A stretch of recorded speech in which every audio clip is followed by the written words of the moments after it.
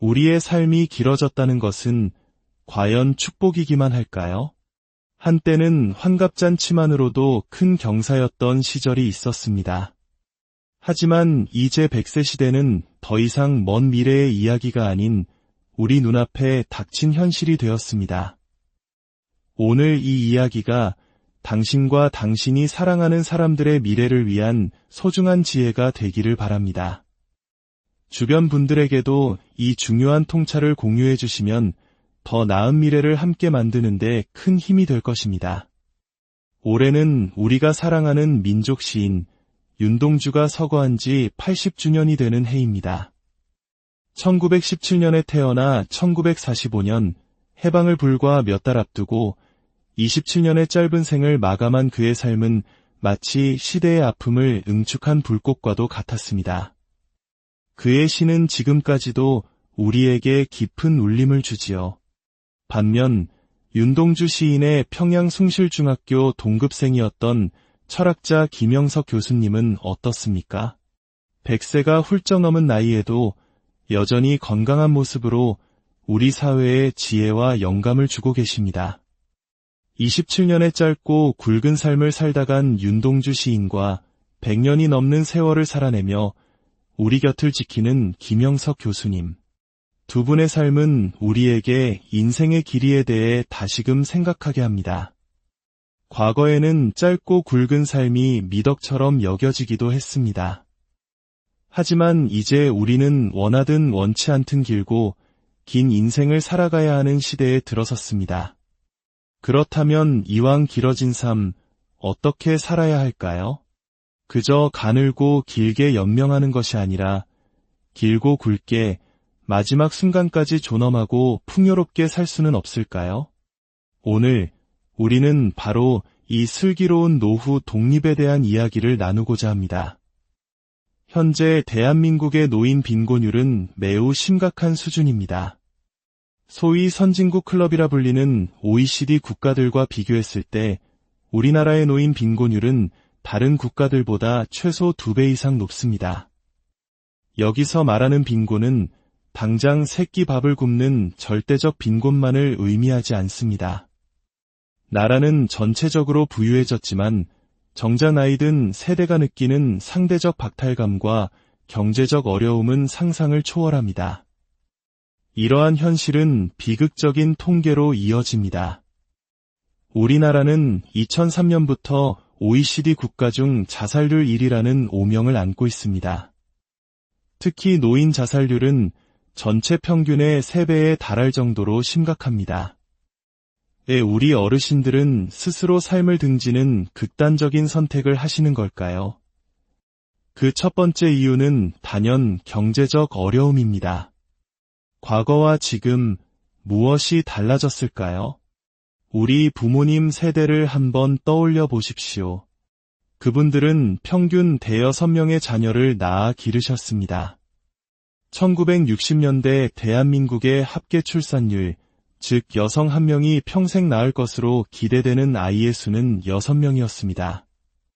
부모님들은 자신의 모든 것을 희생하며 자식들을 뒷바라지했지만 그들에게는 든든한 자식 보험이 있었습니다. 여러 명의 자녀가 십시일반 부모를 봉양했고 효라는 강력한 사회적 가치가 그들을 지탱했습니다. 3대가 한 집에 사는 것도 자연스러운 풍경이었기에 노인 빈곤이라는 말 자체가 생소했습니다. 하지만 지금은 어떻습니까? 대한민국의 합계 출산율은 7명대로 추락했습니다. 이제 노인이 기댈 수 있는 자식의 수가 절대적으로 줄었습니다.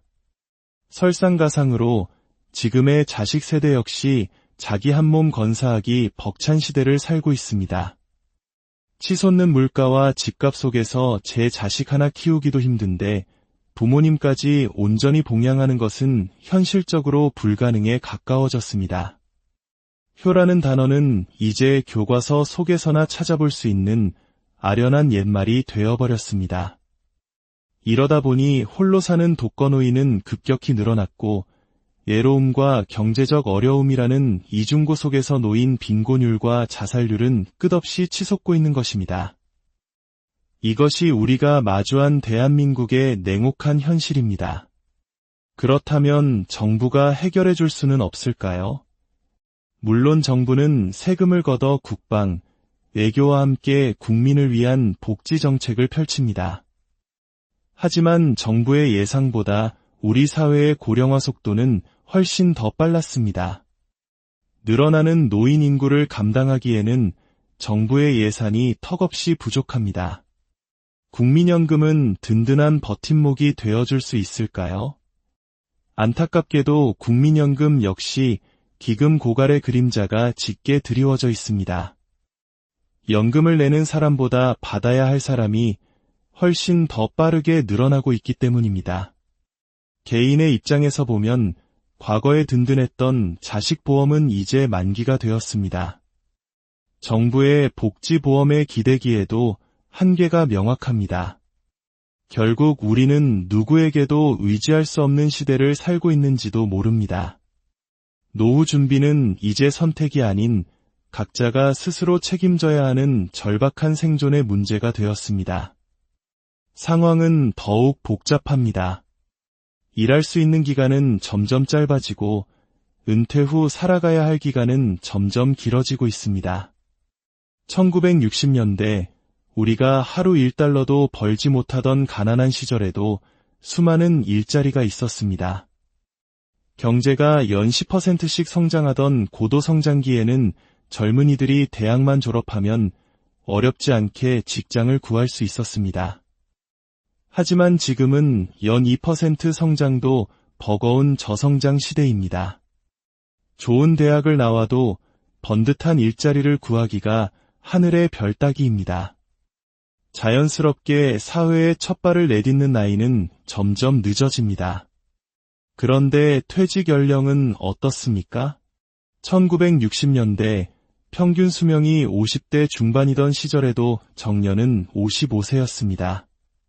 지금 평균 수명은 84세를 넘어섰지만 법정 정년은 겨우 60세로 늘어났을 뿐입니다.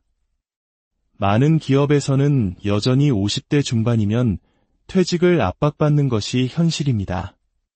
늦게 취업해서 일찍 퇴직하는데 살아야 할 날은 30년, 40년이 넘게 남아 있습니다.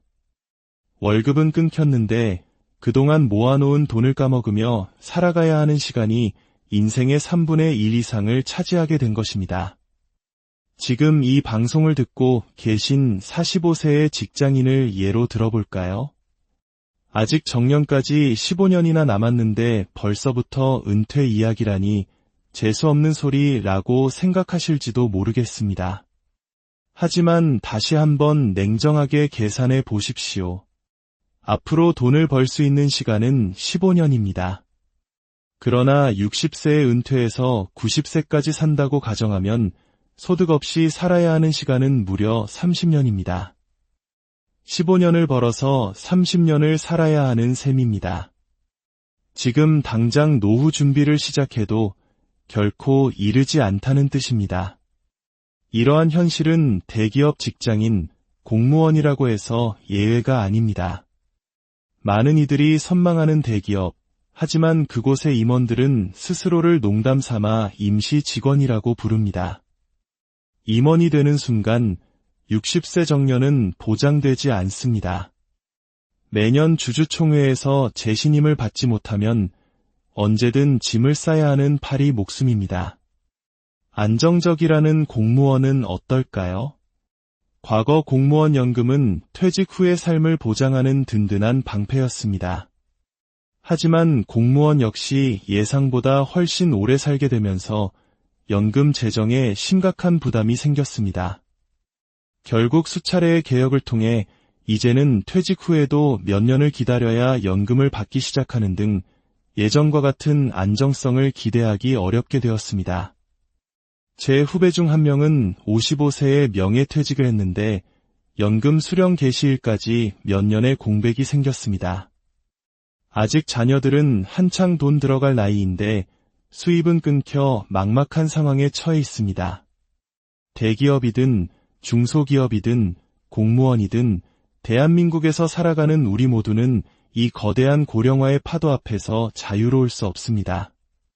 각자가 철저하게 준비하지 않는다면 장수는 더 이상 축복이 아닌 재앙이 될 수도 있다는 경각심을 가져야 합니다.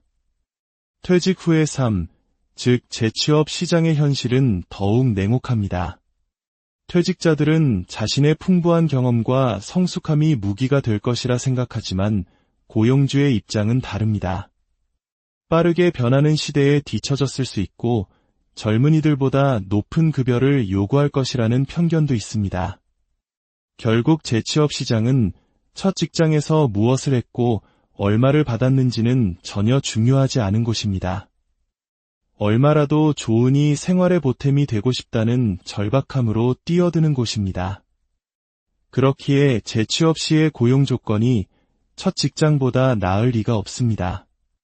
제가 가끔 택시를 타다 보면 대기업 임원까지 지낸 분이 운전대를 잡고 있는 경우를 종종 봅니다. 그분들은 택시 운전은 적어도 내 돈을 까먹을 일은 없다고 말씀하십니다. 하지만 재취업이 안 된다고 해서 퇴직금으로 야심차게 치킨집이나 커피숍을 차리는 것은 더 위험한 선택일 수 있습니다. 성공 확률보다 실패 확률이 훨씬 높고 자칫하다가는 그나마 모아놓은 돈까지 모두 날려버리는 최악의 상황을 맞을 수도 있습니다. 물론 은퇴 후 창업으로 성공하는 분들도 분명 있습니다. 하지만 그것은 철저한 준비와 분석, 그리고 약간의 운이 따라주었을 때 가능한 일입니다. 막연한 기대로 시작한 사업은 오히려 남은 인생을 수렁으로 빠뜨리는 독이 될 수 있음을 명심해야 합니다. 가장 중요한 것은 이것입니다. 내가 정년에 가까워져서 나이가 들어서 노후 준비를 시작해서는 너무 늦는다는 사실입니다. 노후 준비는 더 이상 노년의 과제가 아닙니다. 바로 오늘, 지금 이 순간 당신의 과제입니다. 정년이 5년 남았든 10년 남았든 20년 남았든 관계없습니다. 월급이 끊기는 정년 이후의 삶을 지금부터 구체적으로 그려보고 대비해야 합니다. 나라가 모든 것을 해결해 줄 수 없고 자식에게 기댈 수도 없는 시대입니다. 결국 나의 노후는 내 스스로 책임져야 한다는 냉엄한 현실을 직시해야 합니다. 오늘 드린 말씀이 조금은 쓰라리게 들릴 수도 있겠습니다. 하지만 이것은 불안을 조장하기 위함이 아닙니다. 다가올 미래를 직시하고 현명하게 준비하여 길어진 인생을 축복으로 만들기 위함입니다. 스스로의 삶을 책임지는 슬기로운 노후 독립, 그것은 두려움이 아닌 존엄하고 충만한 삶을 향한 가장 확실한 첫걸음이 됩니다. 우리의 삶이 길어졌다는 것은 과연 축복이기만 할까요? 한때는 환갑잔치만으로도 큰 경사였던 시절이 있었습니다. 하지만 이제 100세 시대는 더 이상 먼 미래의 이야기가 아닌 우리 눈앞에 닥친 현실이 되었습니다. 오늘 이 이야기가 당신과 당신이 사랑하는 사람들의 미래를 위한 소중한 지혜가 되기를 바랍니다. 주변 분들에게도 이 중요한 통찰을 공유해 주시면 더 나은 미래를 함께 만드는데 큰 힘이 될 것입니다. 올해는 우리가 사랑하는 민족 시인 윤동주가 서거한 지 80주년이 되는 해입니다. 1917년에 태어나 1945년 해방을 불과 몇 달 앞두고 27년의 짧은 생을 마감한 그의 삶은 마치 시대의 아픔을 응축한 불꽃과도 같았습니다. 그의 시는 지금까지도 우리에게 깊은 울림을 주지요. 반면 윤동주 시인의 평양 숭실중학교 동급생이었던 철학자 김영석 교수님은 어떻습니까? 100세가 훌쩍 넘은 나이에도 여전히 건강한 모습으로 우리 사회에 지혜와 영감을 주고 계십니다. 27년의 짧고 굵은 삶을 살다간 윤동주 시인과 100년이 넘는 세월을 살아내며 우리 곁을 지키는 김영석 교수님. 두 분의 삶은 우리에게 인생의 길이에 대해 다시금 생각하게 합니다. 과거에는 짧고 굵은 삶이 미덕처럼 여겨지기도 했습니다. 하지만 이제 우리는 원하든 원치 않든 길고 긴 인생을 살아가야 하는 시대에 들어섰습니다. 그렇다면 이왕 길어진 삶, 어떻게 살아야 할까요?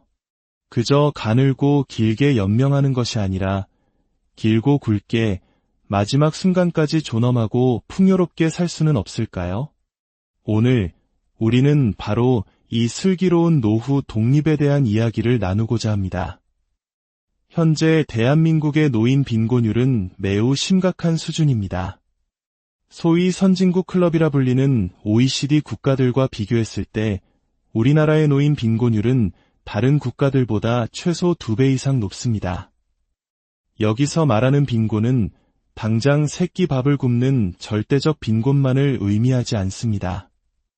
나라는 전체적으로 부유해졌지만 정작 나이 든 세대가 느끼는 상대적 박탈감과 경제적 어려움은 상상을 초월합니다. 이러한 현실은 비극적인 통계로 이어집니다. 우리나라는 2003년부터 OECD 국가 중 자살률 1위라는 오명을 안고 있습니다. 특히 노인 자살률은 전체 평균의 3배에 달할 정도로 심각합니다. 우리 어르신들은 스스로 삶을 등지는 극단적인 선택을 하시는 걸까요? 그 첫 번째 이유는 단연 경제적 어려움입니다. 과거와 지금 무엇이 달라졌을까요? 우리 부모님 세대를 한번 떠올려 보십시오. 그분들은 평균 6명의 자녀를 낳아 기르셨습니다. 1960년대 대한민국의 합계 출산율, 즉 여성 1명이 평생 낳을 것으로 기대되는 아이의 수는 6명이었습니다. 부모님들은 자신의 모든 것을 희생하며 자식들을 뒷바라지했지만 그들에게는 든든한 자식 보험이 있었습니다. 여러 명의 자녀가 십시일반 부모를 봉양했고 효라는 강력한 사회적 가치가 그들을 지탱했습니다. 3대가 한 집에 사는 것도 자연스러운 풍경이었기에 노인 빈곤이라는 말 자체가 생소했습니다. 하지만 지금은 어떻습니까? 대한민국의 합계 출산율은 7명대로 추락했습니다. 이제 노인이 기댈 수 있는 자식의 수가 절대적으로 줄었습니다. 설상가상으로 지금의 자식 세대 역시 자기 한 몸 건사하기 벅찬 시대를 살고 있습니다.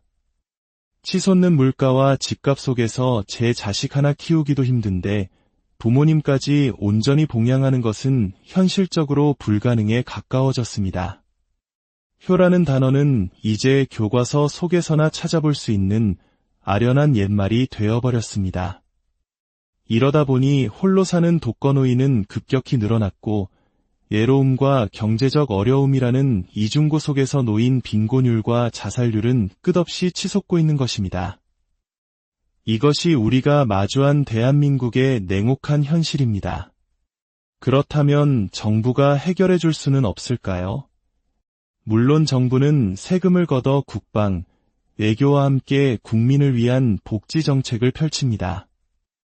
하지만 정부의 예상보다 우리 사회의 고령화 속도는 훨씬 더 빨랐습니다. 늘어나는 노인 인구를 감당하기에는 정부의 예산이 턱없이 부족합니다. 국민연금은 든든한 버팀목이 되어줄 수 있을까요? 안타깝게도 국민연금 역시 기금 고갈의 그림자가 짙게 드리워져 있습니다. 연금을 내는 사람보다 받아야 할 사람이 훨씬 더 빠르게 늘어나고 있기 때문입니다. 개인의 입장에서 보면 과거에 든든했던 자식보험은 이제 만기가 되었습니다.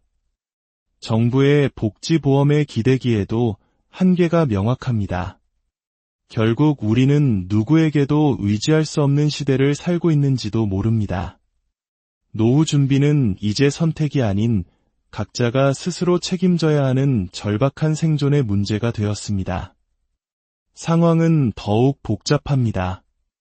일할 수 있는 기간은 점점 짧아지고 은퇴 후 살아가야 할 기간은 점점 길어지고 있습니다. 1960년대 우리가 하루 1달러도 벌지 못하던 가난한 시절에도 수많은 일자리가 있었습니다.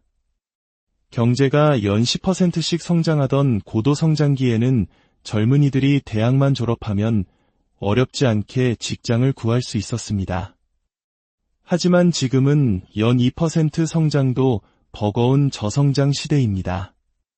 좋은 대학을 나와도 번듯한 일자리를 구하기가 하늘의 별 따기입니다. 자연스럽게 사회에 첫 발을 내딛는 나이는 점점 늦어집니다. 그런데 퇴직 연령은 어떻습니까? 1960년대 평균 수명이 50대 중반이던 시절에도 정년은 55세였습니다. 지금 평균 수명은 84세를 넘어섰지만 법정 정년은 겨우 60세로 늘어났을 뿐입니다. 많은 기업에서는 여전히 50대 중반이면 퇴직을 압박받는 것이 현실입니다. 늦게 취업해서 일찍 퇴직하는데 살아야 할 날은 30년, 40년이 넘게 남아 있습니다.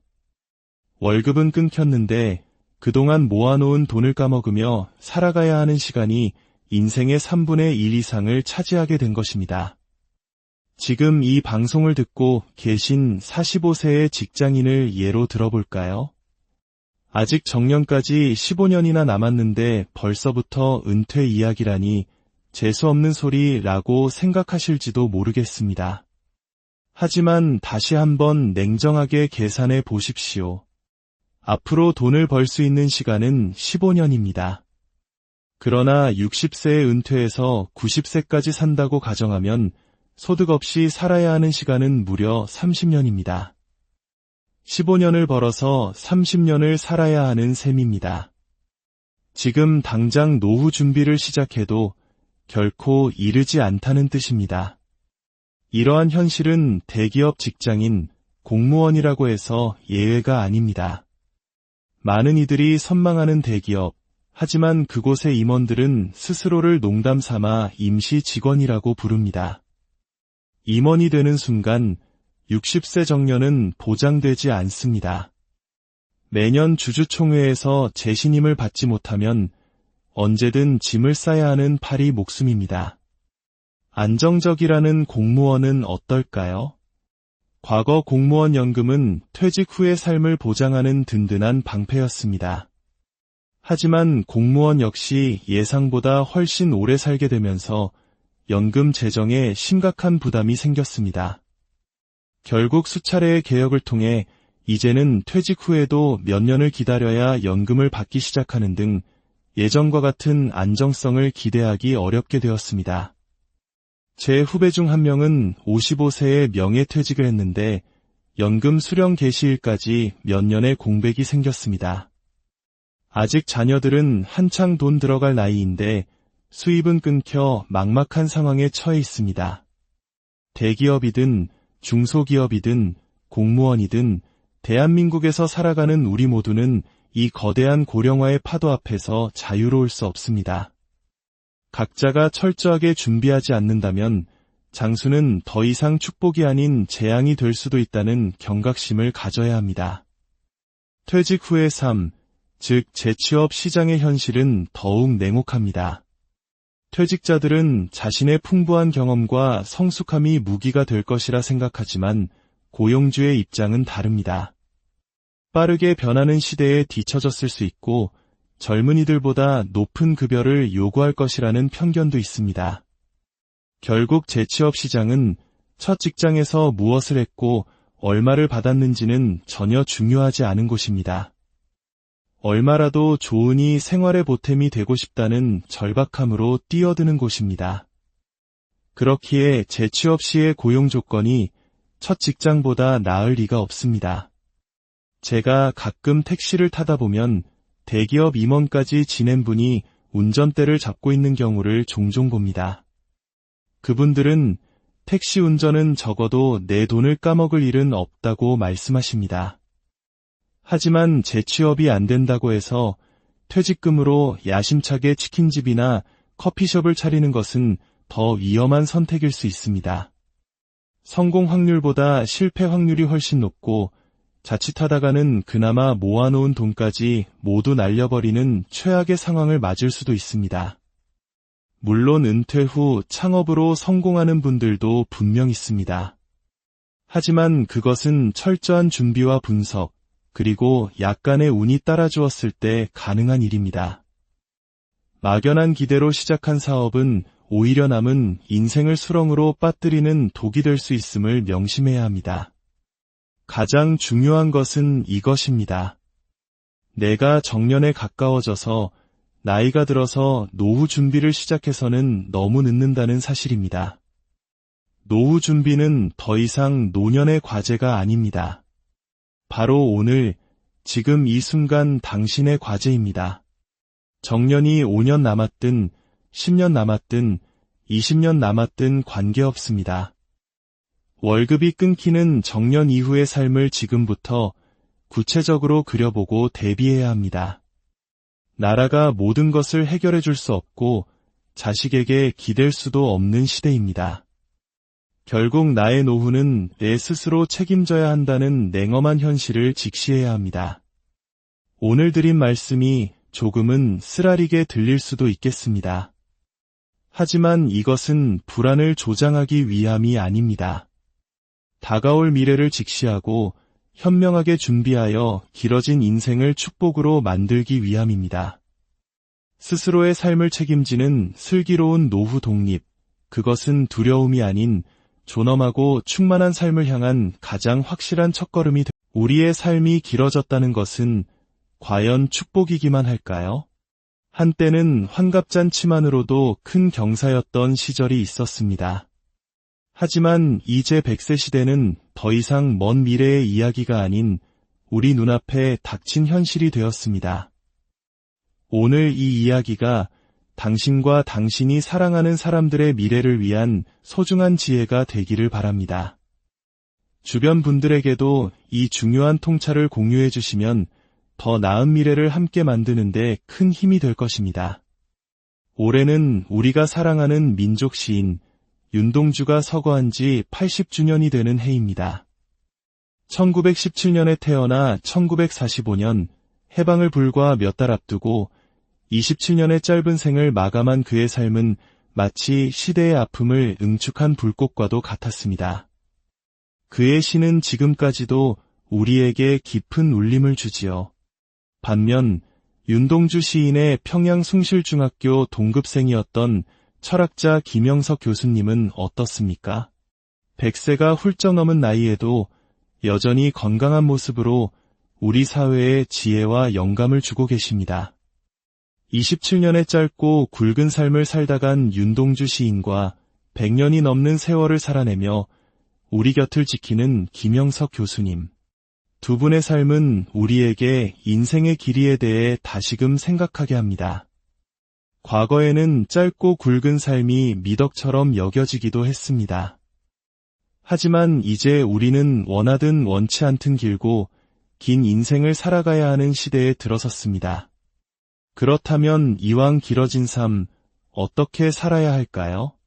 그저 가늘고 길게 연명하는 것이 아니라 길고 굵게 마지막 순간까지 존엄하고 풍요롭게 살 수는 없을까요? 오늘 우리는 바로 이 슬기로운 노후 독립에 대한 이야기를 나누고자 합니다. 현재 대한민국의 노인 빈곤율은 매우 심각한 수준입니다. 소위 선진국 클럽이라 불리는 OECD 국가들과 비교했을 때 우리나라의 노인 빈곤율은 다른 국가들보다 최소 2배 이상 높습니다.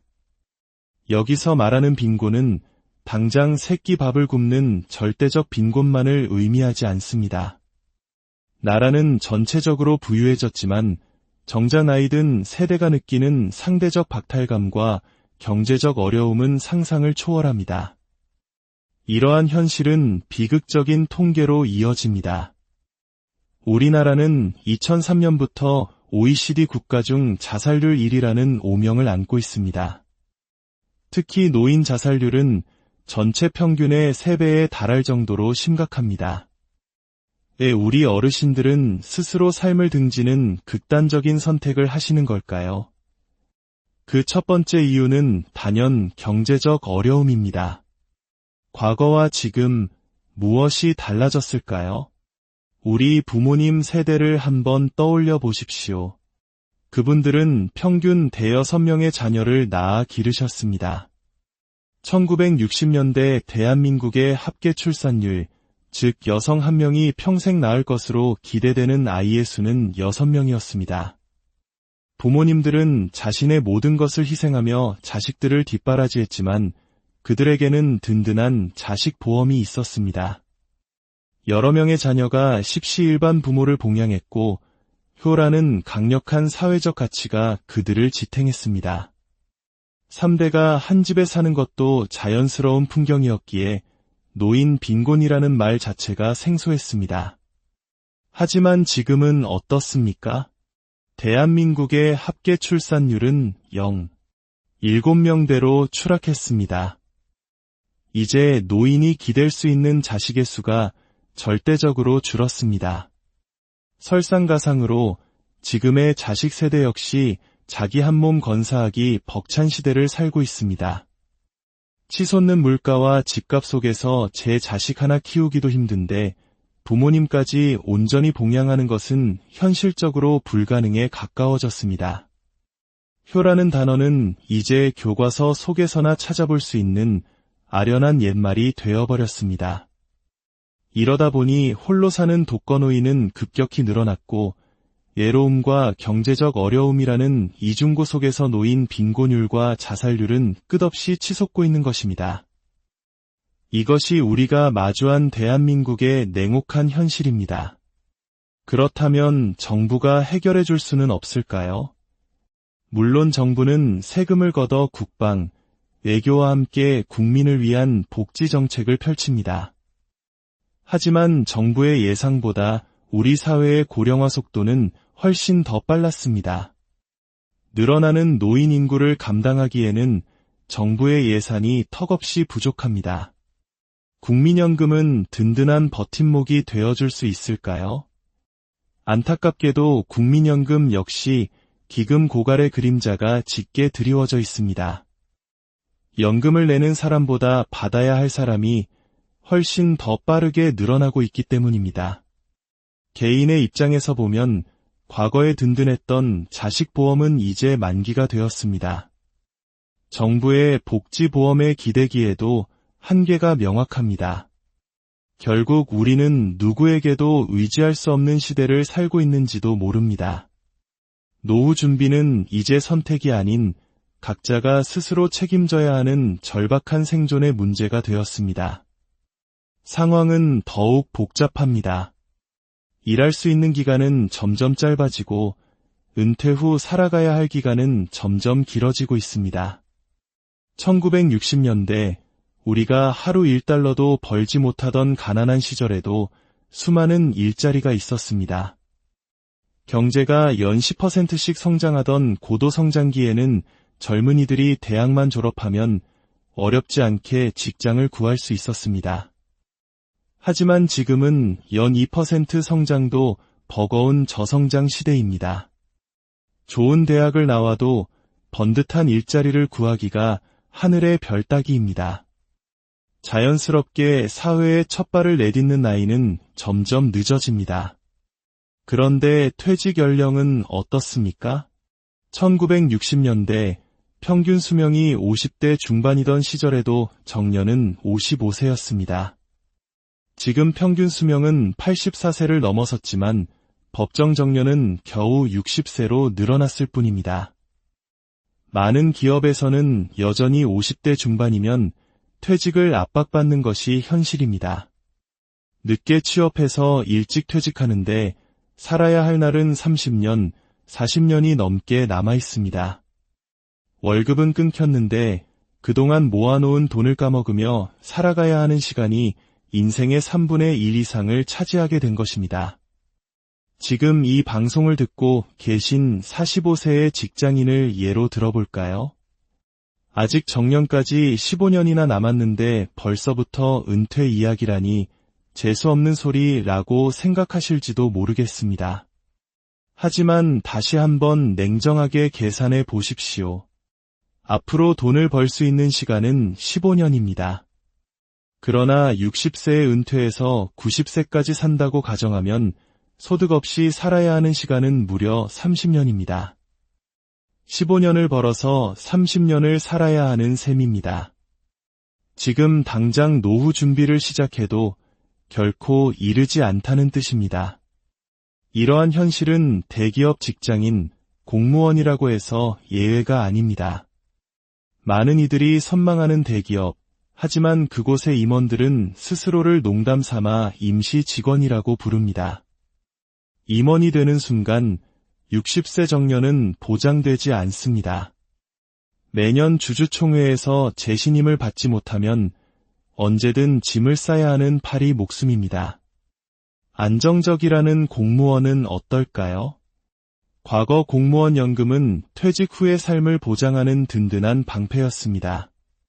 하지만 공무원 역시 예상보다 훨씬 오래 살게 되면서 연금 재정에 심각한 부담이 생겼습니다. 결국 수차례의 개혁을 통해 이제는 퇴직 후에도 몇 년을 기다려야 연금을 받기 시작하는 등 예전과 같은 안정성을 기대하기 어렵게 되었습니다. 제 후배 중 한 명은 55세에 명예퇴직을 했는데 연금 수령 개시일까지 몇 년의 공백이 생겼습니다. 아직 자녀들은 한창 돈 들어갈 나이인데 수입은 끊겨 막막한 상황에 처해 있습니다. 대기업이든 중소기업이든 공무원이든 대한민국에서 살아가는 우리 모두는 이 거대한 고령화의 파도 앞에서 자유로울 수 없습니다. 각자가 철저하게 준비하지 않는다면 장수는 더 이상 축복이 아닌 재앙이 될 수도 있다는 경각심을 가져야 합니다. 퇴직 후의 삶, 즉 재취업 시장의 현실은 더욱 냉혹합니다. 퇴직자들은 자신의 풍부한 경험과 성숙함이 무기가 될 것이라 생각하지만 고용주의 입장은 다릅니다. 빠르게 변하는 시대에 뒤처졌을 수 있고 젊은이들보다 높은 급여를 요구할 것이라는 편견도 있습니다.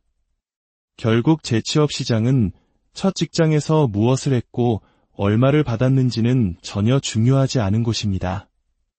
얼마라도 좋으니 생활의 보탬이 되고 싶다는 절박함으로 뛰어드는 곳입니다. 그렇기에 재취업 시의 고용 조건이 첫 직장보다 나을 리가 없습니다. 제가 가끔 택시를 타다 보면 대기업 임원까지 지낸 분이 운전대를 잡고 있는 경우를 종종 봅니다. 그분들은 택시 운전은 적어도 내 돈을 까먹을 일은 없다고 말씀하십니다. 하지만 재취업이 안 된다고 해서 퇴직금으로 야심차게 치킨집이나 커피숍을 차리는 것은 더 위험한 선택일 수 있습니다.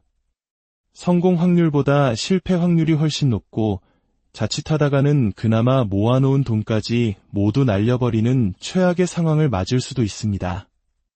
물론 은퇴 후 창업으로 성공하는 분들도 분명 있습니다. 하지만 그것은 철저한 준비와 분석, 그리고 약간의 운이 따라주었을 때 가능한 일입니다. 막연한 기대로 시작한 사업은 오히려 남은 인생을 수렁으로 빠뜨리는 독이 될 수 있음을 명심해야 합니다. 가장 중요한 것은 이것입니다. 내가 정년에 가까워져서 나이가 들어서 노후 준비를 시작해서는 너무 늦는다는 사실입니다. 노후 준비는 더 이상 노년의 과제가 아닙니다. 바로 오늘, 지금 이 순간 당신의 과제입니다. 정년이 5년 남았든 10년 남았든 20년 남았든 관계없습니다. 월급이 끊기는 정년 이후의 삶을 지금부터 구체적으로 그려보고 대비해야 합니다. 나라가 모든 것을 해결해 줄 수 없고 자식에게 기댈 수도 없는 시대입니다. 결국 나의 노후는 내 스스로 책임져야 한다는 냉엄한 현실을 직시해야 합니다. 오늘 드린 말씀이 조금은 쓰라리게 들릴 수도 있겠습니다. 하지만 이것은 불안을 조장하기 위함이 아닙니다. 다가올 미래를 직시하고 현명하게 준비하여 길어진 인생을 축복으로 만들기 위함입니다. 스스로의 삶을 책임지는 슬기로운 노후 독립, 그것은 두려움이 아닌 존엄하고 충만한 삶을 향한 가장 확실한 첫걸음이 됩니다. 우리의 삶이 길어졌다는 것은 과연 축복이기만 할까요? 한때는 환갑잔치만으로도 큰 경사였던 시절이 있었습니다. 하지만 이제 100세 시대는 더 이상 먼 미래의 이야기가 아닌 우리 눈앞에 닥친 현실이 되었습니다. 오늘 이 이야기가 당신과 당신이 사랑하는 사람들의 미래를 위한 소중한 지혜가 되기를 바랍니다. 주변 분들에게도 이 중요한 통찰을 공유해 주시면 더 나은 미래를 함께 만드는데 큰 힘이 될 것입니다. 올해는 우리가 사랑하는 민족 시인 윤동주가 서거한 지 80주년이 되는 해입니다. 1917년에 태어나 1945년 해방을 불과 몇 달 앞두고 27년의 짧은 생을 마감한 그의 삶은 마치 시대의 아픔을 응축한 불꽃과도 같았습니다. 그의 시는 지금까지도 우리에게 깊은 울림을 주지요. 반면 윤동주 시인의 평양 숭실중학교 동급생이었던 철학자 김영석 교수님은 어떻습니까? 100세가 훌쩍 넘은 나이에도 여전히 건강한 모습으로 우리 사회에 지혜와 영감을 주고 계십니다. 27년의 짧고 굵은 삶을 살다 간 윤동주 시인과 100년이 넘는 세월을 살아내며 우리 곁을 지키는 김영석 교수님. 두 분의 삶은 우리에게 인생의 길이에 대해 다시금 생각하게 합니다. 과거에는 짧고 굵은 삶이 미덕처럼 여겨지기도 했습니다. 하지만 이제 우리는 원하든 원치 않든 길고 긴 인생을 살아가야 하는 시대에 들어섰습니다. 그렇다면 이왕 길어진 삶, 어떻게 살아야 할까요? 그저 가늘고 길게 연명하는 것이 아니라 길고 굵게 마지막 순간까지 존엄하고 풍요롭게 살 수는 없을까요? 오늘 우리는 바로 이 슬기로운 노후 독립에 대한 이야기를 나누고자 합니다. 현재 대한민국의 노인 빈곤율은 매우 심각한 수준입니다.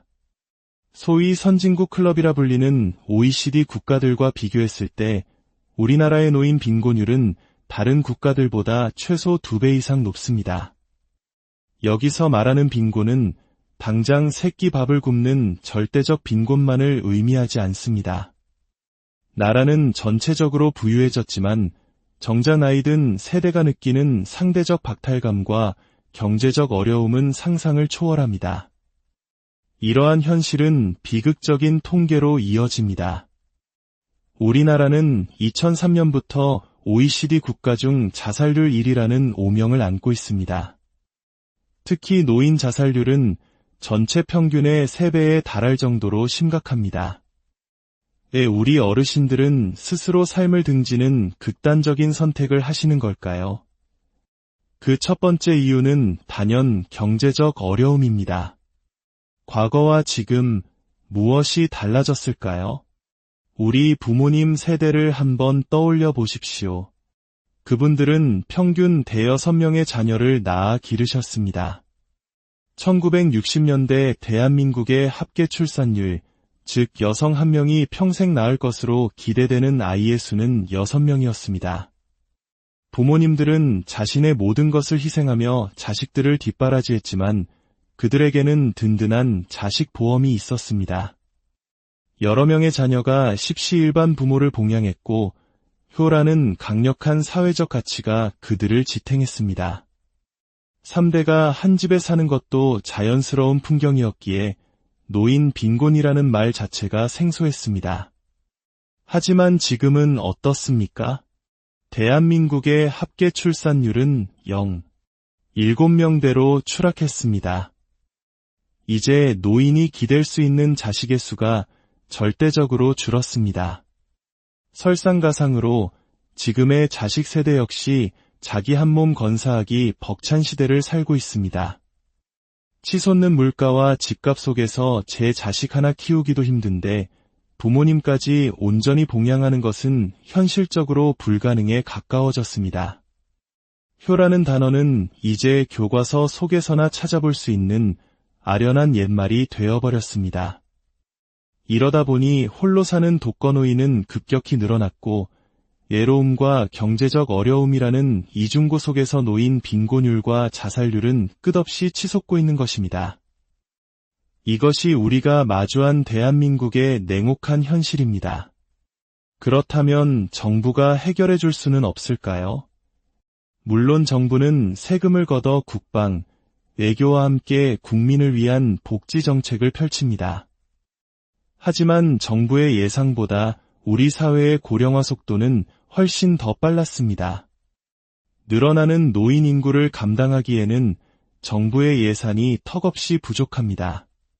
국민연금은 든든한 버팀목이 되어줄 수 있을까요? 안타깝게도 국민연금 역시 기금 고갈의 그림자가 짙게 드리워져 있습니다. 연금을 내는 사람보다 받아야 할 사람이 훨씬 더 빠르게 늘어나고 있기 때문입니다.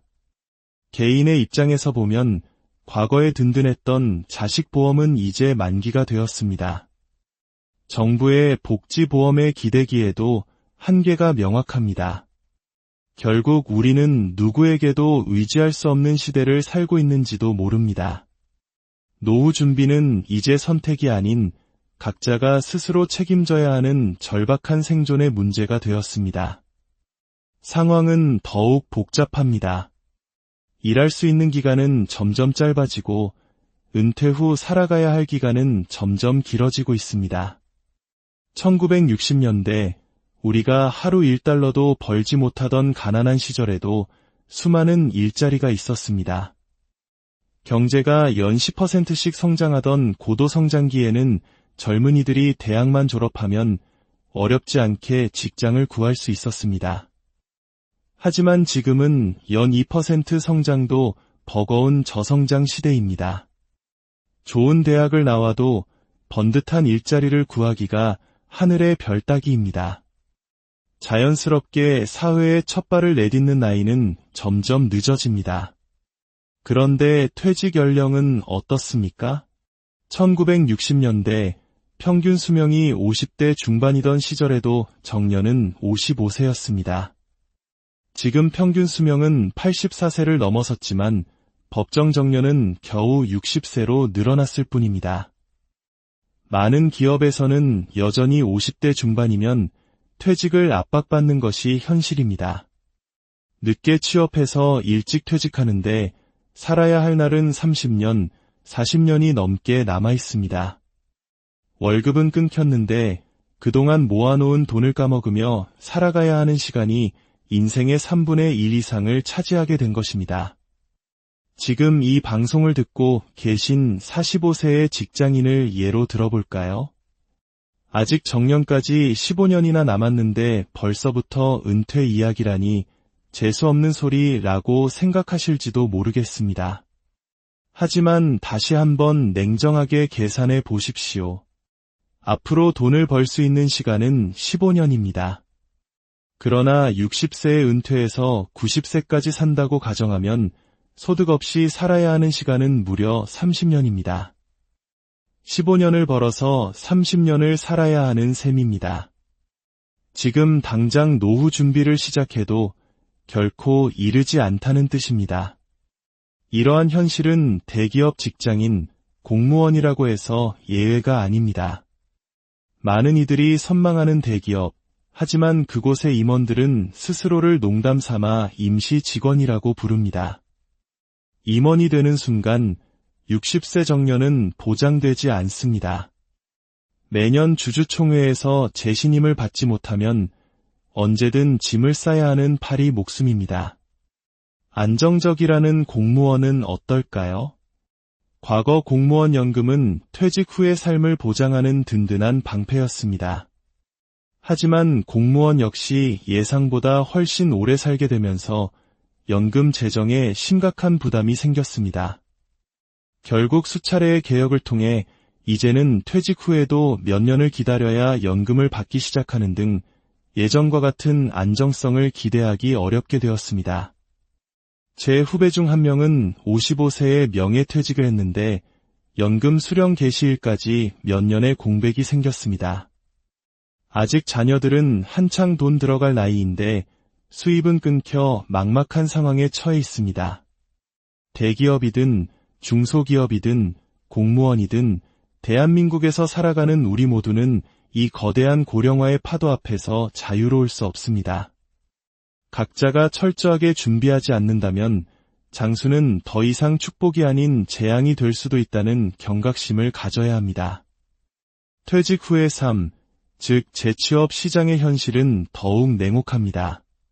퇴직자들은 자신의 풍부한 경험과 성숙함이 무기가 될 것이라 생각하지만 고용주의 입장은 다릅니다.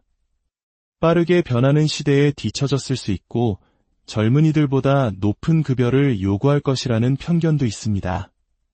결국 재취업 시장은 첫 직장에서 무엇을 했고 얼마를 받았는지는 전혀 중요하지 않은 곳입니다. 얼마라도 좋으니 생활의 보탬이 되고 싶다는 절박함으로 뛰어드는 곳입니다.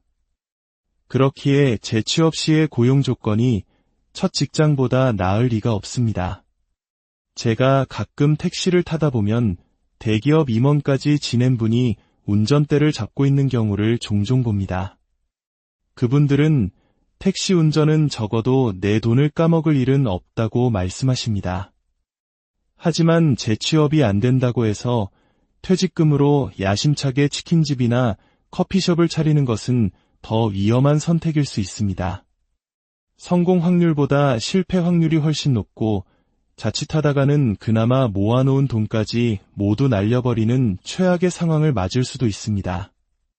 물론 은퇴 후 창업으로 성공하는 분들도 분명 있습니다.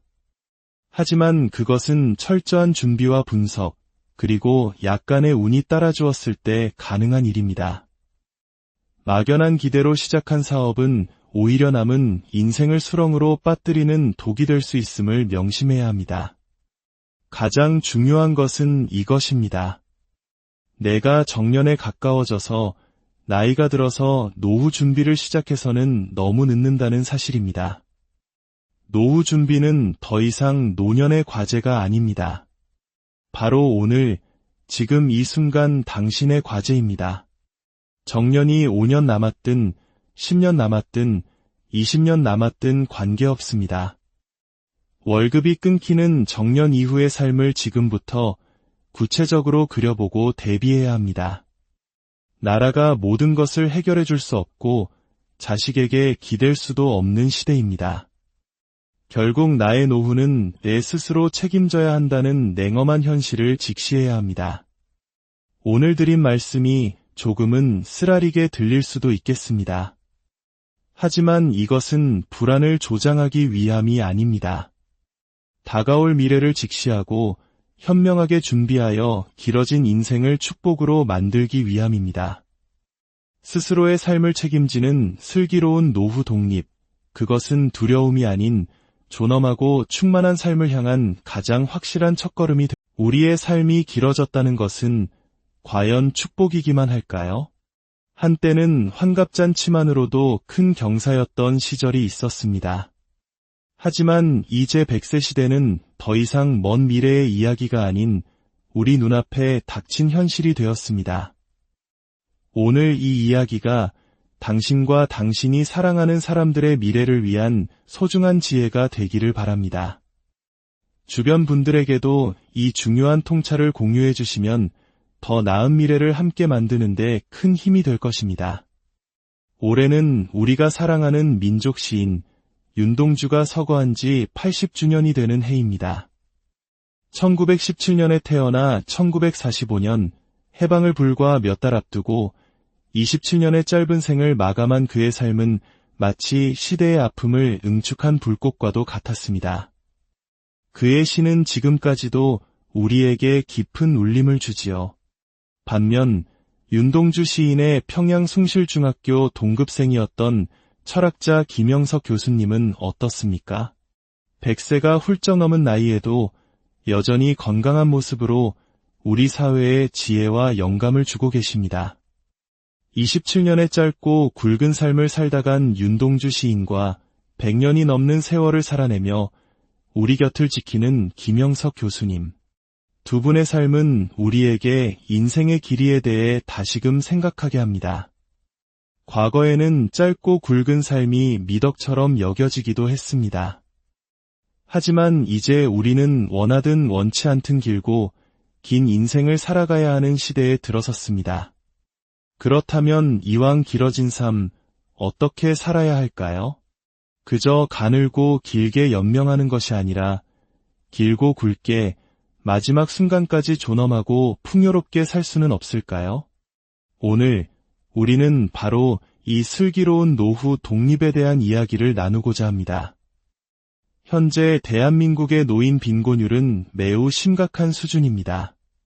소위 선진국 클럽이라 불리는 OECD 국가들과 비교했을 때 우리나라의 노인 빈곤율은 다른 국가들보다 최소 2배 이상 높습니다. 여기서 말하는 빈곤은 당장 새끼 밥을 굶는 절대적 빈곤만을 의미하지 않습니다.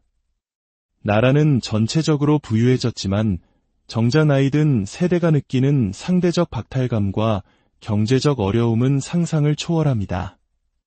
이러한 현실은 비극적인 통계로 이어집니다. 우리나라는 2003년부터 OECD 국가 중 자살률 1위라는 오명을 안고 있습니다. 특히 노인 자살률은 전체 평균의 3배에 달할 정도로 심각합니다. 우리 어르신들은 스스로 삶을 등지는 극단적인 선택을 하시는 걸까요? 그 첫 번째 이유는 단연 경제적 어려움입니다. 과거와 지금 무엇이 달라졌을까요? 우리 부모님 세대를 한번 떠올려 보십시오. 그분들은 평균 대여섯 명의 자녀를 낳아 기르셨습니다. 1960년대 대한민국의 합계 출산율, 즉 여성 한 명이 평생 낳을 것으로 기대되는 아이의 수는 6명이었습니다. 부모님들은 자신의 모든 것을 희생하며 자식들을 뒷바라지했지만 그들에게는 든든한 자식 보험이 있었습니다. 여러 명의 자녀가 십시일반 부모를 봉양했고 효라는 강력한 사회적 가치가 그들을 지탱했습니다. 3대가 한 집에 사는 것도 자연스러운 풍경이었기에 노인 빈곤이라는 말 자체가 생소했습니다. 하지만 지금은 어떻습니까? 대한민국의 합계 출산율은 7명대로 추락했습니다. 이제 노인이 기댈 수 있는 자식의 수가 절대적으로 줄었습니다. 설상가상으로 지금의 자식 세대 역시 자기 한 몸 건사하기 벅찬 시대를 살고 있습니다. 치솟는 물가와 집값 속에서 제 자식 하나 키우기도 힘든데 부모님까지 온전히 봉양하는 것은 현실적으로 불가능에 가까워졌습니다. 효라는 단어는 이제 교과서 속에서나 찾아볼 수 있는 아련한 옛말이 되어버렸습니다. 이러다 보니 홀로 사는 독거노인은 급격히 늘어났고 외로움과 경제적 어려움이라는 이중고 속에서 놓인 빈곤율과 자살률은 끝없이 치솟고 있는 것입니다. 이것이 우리가 마주한 대한민국의 냉혹한 현실입니다. 그렇다면 정부가 해결해 줄 수는 없을까요? 물론 정부는 세금을 걷어 국방, 외교와 함께 국민을 위한 복지 정책을 펼칩니다. 하지만 정부의 예상보다 우리 사회의 고령화 속도는 훨씬 더 빨랐습니다. 늘어나는 노인 인구를 감당하기에는 정부의 예산이 턱없이 부족합니다. 국민연금은 든든한 버팀목이 되어줄 수 있을까요? 안타깝게도 국민연금 역시 기금 고갈의 그림자가 짙게 드리워져 있습니다. 연금을 내는 사람보다 받아야 할 사람이 훨씬 더 빠르게 늘어나고 있기 때문입니다. 개인의 입장에서 보면 과거에 든든했던 자식보험은 이제 만기가 되었습니다. 정부의 복지보험에 기대기에도 한계가 명확합니다. 결국 우리는 누구에게도 의지할 수 없는 시대를 살고 있는지도 모릅니다.